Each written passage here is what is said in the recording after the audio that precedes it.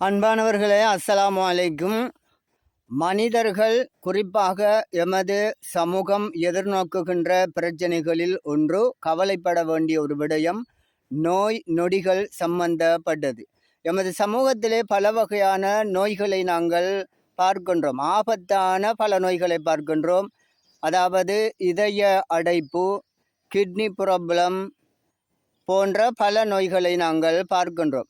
நோய்களை பொறுத்தவரையில் முதலாவது நாங்கள் ஈமான் கொள்ள வேண்டிய ஒரு விடயம், இந்த நோய்கள் அல்லாஹ்வுடைய புறத்திலே இருந்து ஒரு சோதனையாக தரப்படுகின்றது. அந்த விடயத்திலே நாங்கள் எந்த அளவுக்கு பொறுமையாக இருக்கின்றோமோ அது எங்களுக்கு மிகப்பெரிய பாக்கியத்தை, நன்மையை தரக்கூடியதாக இருக்கும். ஒரு இரவு நேரத்திலே ஒரு முஸ்லீமுக்கு, ஒரு மோமினுக்கு காய்ச்சல் வருகின்றது. அந்த காய்ச்சலை பொறுமையாக அந்த மோமின் தாங்கிக் கொள்ளுகின்ற பொழுது அவர்களுடைய பாவங்கள் மன்னிக்கப்படுகின்றன, தரஜாக்கள் உயர்த்தப்படுகின்றன போன்ற ஹதீஸுடைய கருத்துக்களை நாங்கள் பார்க்கின்றோம். அதை விட இவர் ஆபத்தான நோய்கள் வருகின்ற பொழுது மிக உயர்ந்த சொர்க்கத்தை பெறக்கூடியதாக அதனுடைய முடிவு இருக்கும். அதே நேரத்தில் இந்த நோய்களிலே இருந்து எங்களை பாதுகாத்துக் கொள்வதற்கு, இவ்வாறான நோய்களிலே இருந்து எங்களை விடுவித்துக் கொள்வதற்கு என்ன வழிமுறைகள் இஸ்லாத்திலே இருக்கின்றது, குர்ஆனிலே வழிகாட்டல் இருக்கின்றதா, ஹதீஸிலே வழிகாட்டல் இருக்கின்றதா என்ற விடயங்களையும் நாங்கள் அறிந்து கொள்ள வேண்டி இருக்கின்றது. ரசூல் ஸல்லல்லாஹு அலைஹி வஸல்லம் அவர்களுடைய ஒரு ஹதீஸின் கருத்தை பார்க்கின்றோம். பாங்குக்கும் இகாமத்துக்கும் இடைப்பட்ட நேரத்திலே ஆபியத்தை பற்றி துஆ செய்யுங்கள், அல்லாஹ்விடத்திலே கேளுங்கள், அதாவது ஆரோக்கியம் சம்பந்தமாக கேளுங்கள் என்று ஸல்லல்லாஹு அலைஹி வஸல்லம் அவர்கள் சொல்லி இருக்கின்றார்கள்.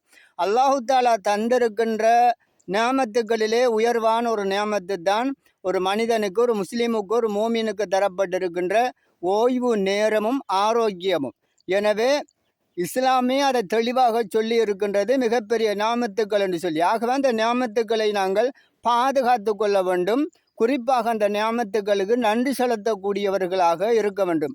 கண்ணியமானவர்களே, ரசூல் ஸல்லல்லாஹு அலைஹி வஸல்லம் அவர்களுடைய வழிகாட்டலிலே பல நோய்களிலே இருந்து எங்களை முன்கூட்டிய பாதுகாத்துக் கொள்வதற்கான பல வழிகாட்டல்கள் இருக்கின்றன.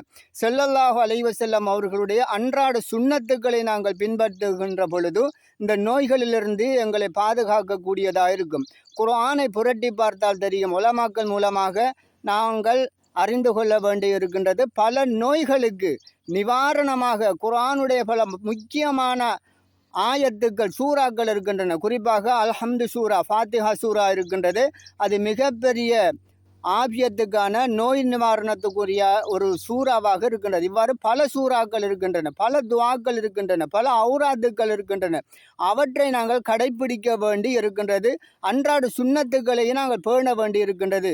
அவ்வாறு இருக்கின்ற பொழுது அல்லாஹ்வுடைய உதவி, அல்லாஹ்வுடைய முஹப்பத்து, இவ்வாறான கெட்ட நோய்களிலே இருந்து எங்களை பாதுகாத்து கொள்ளக்கூடிய உதவியை அல்லாஹு தாலா தருவான். அல்லாஹு தாலா மிக கருணையாளனாக, இரக்கமுள்ளவனாக இருக்கின்றான் என்பதனை நாங்கள் புரிந்து கொள்ள வேண்டும். எந்த ஒரு முஸ்லீமையோ எந்த ஒரு மோமினையோ கஷ்டப்படுத்த வேண்டும் என்ற எண்ணம் என்ற தரிகா அல்லாஹ்விடத்திலே இல்லை என்பதனை முதலில் புரிந்து கொண்டு இவ்வாறான குர்ஆனுடைய, நபியினுடைய வழிகாட்டலை பின்பற்றக்கூடியவர்களாக நாங்கள் மாற வேண்டும். அன்றாட சுன்னத்தான வழிமுறைகளை பேண வேண்டும். குர்ஆனுடன் தொடர்புடையவர்களாக இருக்க வேண்டும். தஹஜ்ஜத்துடைய தொழுகையிலே அல்லாஹ்விடத்திலே ஆபியத்துக்காக, ஆரோக்கியத்துக்காக துஆ செய்ய வேண்டும்.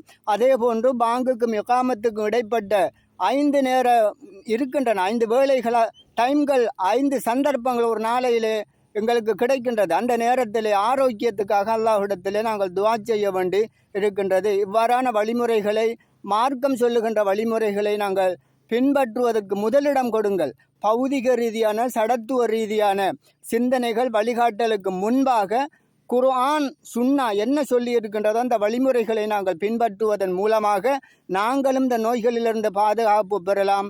எங்களுடைய குழந்தைகள், எங்களுடைய சந்ததிகளையும் நாங்கள் இந்த நோய் நொடிகளிலிருந்து பாதுகாக்கக்கூடியதாக இருக்கும். அஸ்ஸலாமு அலைக்கும்.